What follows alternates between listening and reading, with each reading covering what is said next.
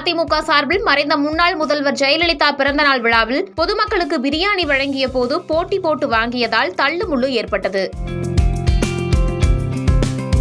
ஒரு கட்டத்தில் போலீசார் வந்து சரி செய்தும் முடியாத நிலையில் பிரியாணி அண்டாவை தூக்கிக் கொண்டு வேறு இடத்திற்கு மாற்றிய அதிமுக தொண்டர்கள். ஆனாலும் பொதுமக்களின் கூட்டம் அலைமோதியதால் அங்கு சிறிது நேரம் சலசலப்பு ஏற்பட்டது.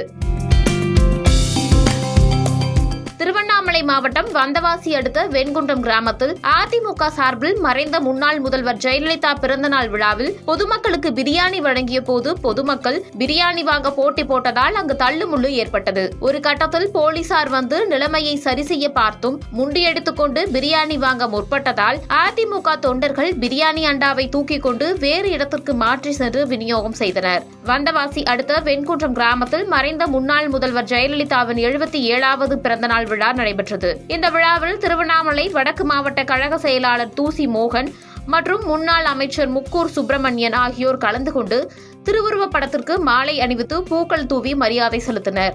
அப்போது அங்கு கூடியிருந்த மக்களுக்கு சிறப்பு விருந்தினர்கள் பிரியாணி வழங்கிய போது பொதுமக்கள் வரிசையாக நிற்காமல் ஒருவருக்கு ஒருவர் போட்டி போட்டுக்கொண்டு பிரியாணி வாங்கியதால் அதிமுக நிர்வாகிகள் பிரியாணி வழங்க முடியாமல் சிரமப்பட்டனர். ஒரு கட்டத்தில் பொதுமக்களுக்கு பிரியாணி வழங்க முடியாமல் முன்னாள் அமைச்சர் முக்கூர் சுப்பிரமணியன் மற்றும் மாவட்ட கழக செயலாளர் தூசி மோகன் அங்கிருந்து புறப்பட்டு சென்றனர்.